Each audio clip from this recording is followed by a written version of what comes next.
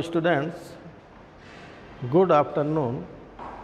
Myself, Dr. A.K. Awasthi, Department of Botany. In my last turn, I told you about the fungi, its definition and distribution. Today, we will discuss about its habits,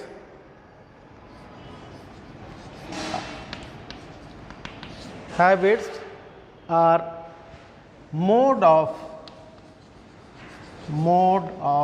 nutrition.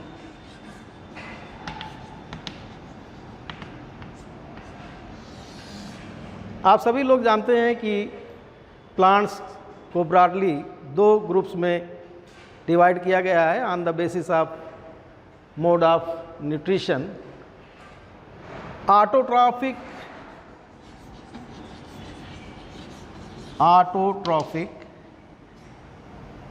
And heterotrophic.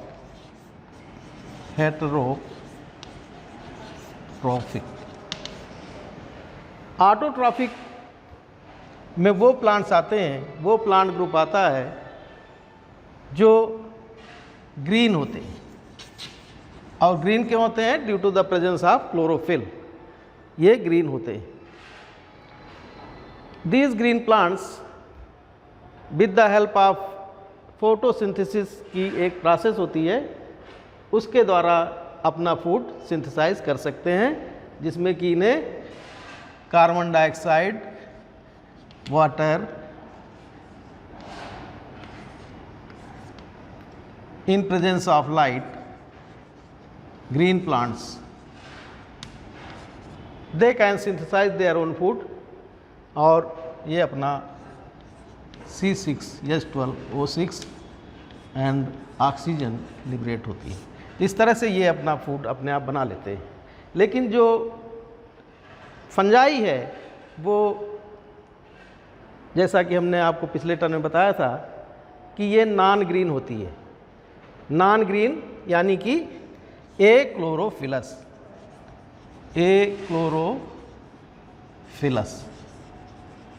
इसका मतलब ये होता है कि इसमें chlorophyll नहीं पाया जाता है, और चूंकि क्लोरोफिल नहीं पाया जाता है इसलिए ये अपना फूड अपने आप नहीं बना सकती है, अपने आप अपना फूड का सिंथेसिस नहीं कर पाती है.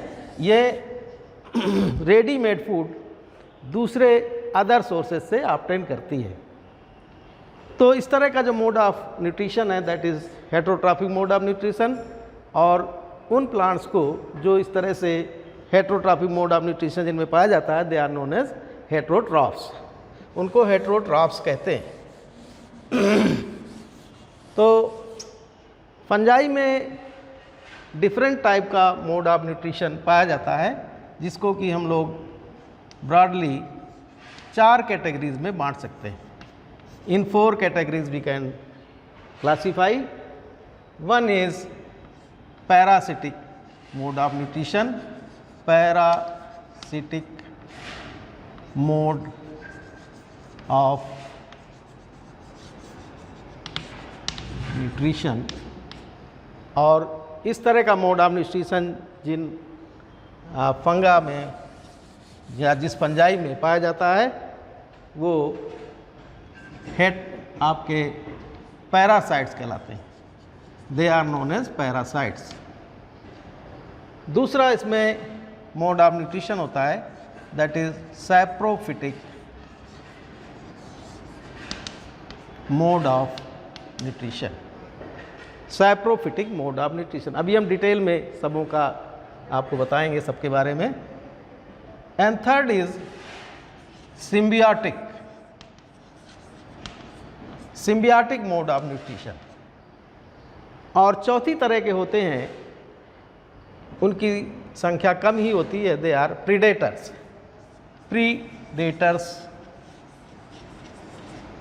कुछ फंजाई प्रीडेटर्स होती है.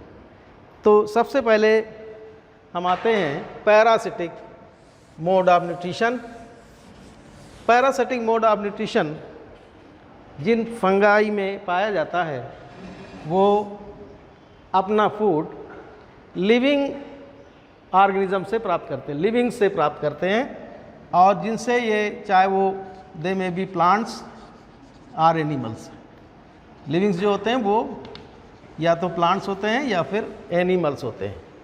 और इन प्लांट या एनिमल्स को टेक्निकली होस्ट कहते हैं और ससेप्ट, हिंदी में इन्हें पोषक कहते हैं। और जो पैरासिटिक या पैरासाइट जो होते हैं परजीवी कहलाते हैं, हिंदी में उनको परजीवी कहते हैं।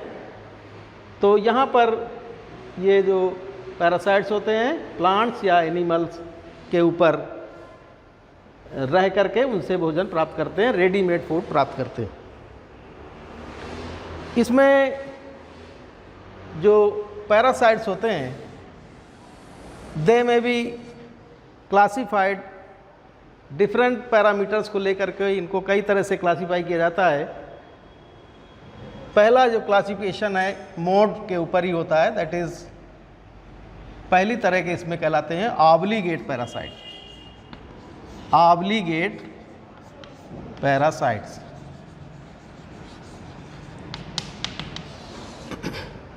ऑब्लिगेट पैरासाइट्स वो होते हैं जो कि अपना न्यूट्रिशन पूरी तरह से पूरी तरह से लिविंग ऑर्गेनिज्म से ही प्राप्त करते हैं। अगर लिविंग प्लांट या एनिमल इनको अवेलेबल नहीं है तो ये सर्वाइव नहीं कर पाते हैं और इनकी डेथ हो जाती है। और इसमें जो हिंदी में इनको कहते हैं पूर्ण परजीवी, और इसमें एग्जाम्पल्स आते हैं जो ऑब्लिगेट पैरासाइट्स होते हैं वो हैं powdery mildew and downy mildews. Fungi का एक ग्रुप है powdery mildews and downy mildews. ये ऑब्लिगेट पैरासाइट्स होते हैं, they can survive only on living, host नहीं मिलने पर ये डेड हो जाते हैं। दूसरे होते हैं ऑब्लिगेट के बाद दूसरी तरह के होते हैं फैकल्टेटिव, फैकल्टेटिव जिनको कहते हैं आंशिक परजीवी। दूसरी तरह का होता है फैकल्टेटिव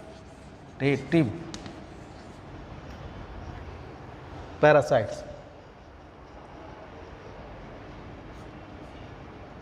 हिंदी में कहते हैं आंशिक परजीवी। ये इस तरह का जो फंगस होता है वो आंशिक परजीवी होता है, यानी कि most of their life they lead as a saprophyte. मुख्यतः ये सैप्रोफाइट्स होते हैं। सैप्रोफाइट्स का मतलब होता है मृतोपजीवी, यानी कि ये डेड ऑर्गेनिक पदार्थों से अपना भोजन प्राप्त करते हैं। लेकिन यदा कदा समटाइम्स दे में बिकम पैरासाइट, और इसके जो एग्जाम्पल है वो है फ्यूजेरियम। फ्यूजेरियम जो कि इम्परफेक्ट फंजाई का मेंबर होता है, ये मोस्टली सैप्रोफाइट होता है, लेकिन जो उसका होस्ट है उसके कांटेक्ट में आने पर ये पैरासाइट हो जाता है। तो इस तरह से दूसरा ग्रुप पैरासाइट में होता है facultative parasites. Now on the basis of the localization, कहाँ पर ये पैरासाइट पाया जा रहा है उसके आधार पर भी हम पैरासाइट्स को दो तरह में बांट सकते हैं। One is exoparasites and another is endoparasites. इंडोपैरासाइट्स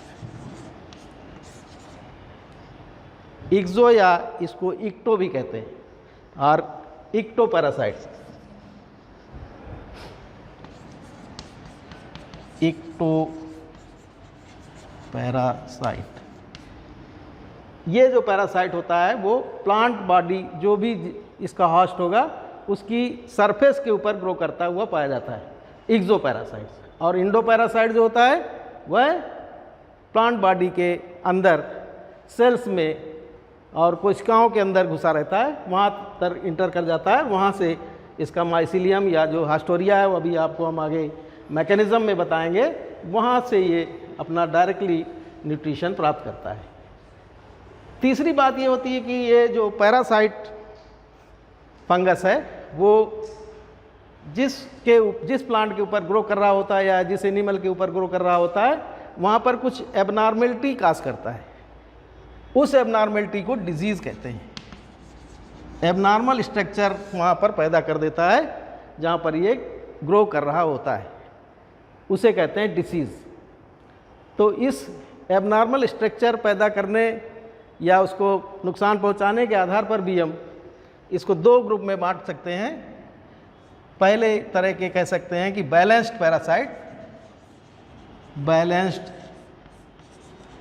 parasites और दूसरे डिस्ट्रक्टिव पैरासाइट्स। बैलेंस पैरासाइट्स होते हैं जो कि अपने जो उसका पोषक है उससे केवल न्यूट्रिशन प्राप्त करते हैं और उसको किसी प्रकार का नुकसान नहीं पहुंचाते हैं।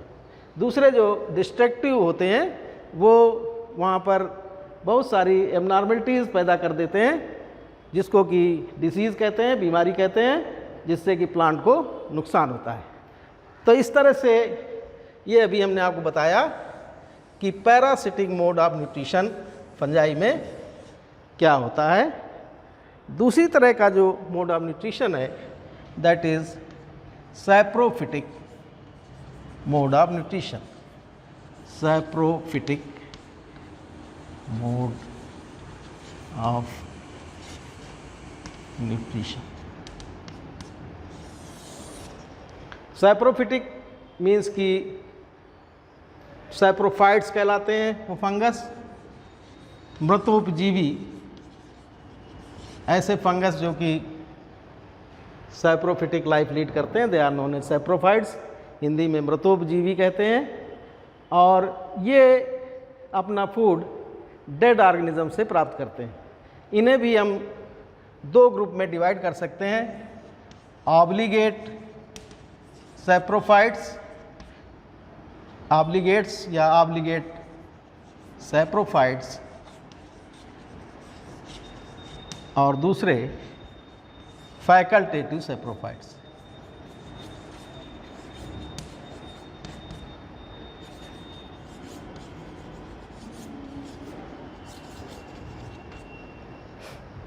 ऑब्लिगेट सैप्रोफाइट वो होते हैं जो कि पूरी तरह से सैप्रोफाइट होते हैं, यानी मृतोपजीवी, पूर्ण रूप से मृतोपजीवी होते हैं। इसमें जो एग्जाम्पल्स हैं दैट इज़ म्यूकर और राइजोपस, ये जो है लिविंग ऑर्गेनिज्म के ऊपर नहीं ग्रो करते हैं, केवल डेड मृत पदार्थों के ऊपर ग्रो करते हुए पाए जाते हैं। दूसरी तरह का होता है आपका फैकल्टेटिव सैप्रोफाइट, और फैकल्टेटिव सैप्रोफाइट में आपका एग्जाम्पल है फाइटोप्थोरा, जो कि पोटैटो के ऊपर लेट ब्लाइट डिसीज काज करता है, पोटैटो के ऊपर पाया जाता है। लेकिन जब इसको पोटैटो नहीं मिलता है, जब क्रॉप नहीं होती है, उस समय ये एज ए सैप्रोफाइट भी अपनी लाइफ को लीड करता हुआ पाया जाता है, सॉइल में भी ये ग्रो कर सकता है। इसके अलावा अदर टाइप का mode of nutrition that is symbiotic mode of nutrition, जो कि सिम्बियोटिक मोड ऑफ न्यूट्रिशन जो कि आपका जिसमें कि सहजीवन में रहते हैं और कट कर देना सहजीवन में रहते हैं, यानी कि इसका एग्जाम्पल है लाइकेन और माइकोराइजा। और तीसरी तरह लास्ट टाइप का प्रीडेटर्स होते हैं, और वो प्रीडेटर्स वो होते हैं जो कि निमेटोड्स के ऊपर, जो इंसेक्ट्स होते हैं निमेटोड्स, उसके ऊपर फंगल हाइफा का रिंग बना देता है और उसको फिर अपना धीरे धीरे डाइजेस्ट कर लेते हैं, डाइजेस्ट करके अपने अंदर एब्जॉर्ब कर लेता है। Okay, thank you.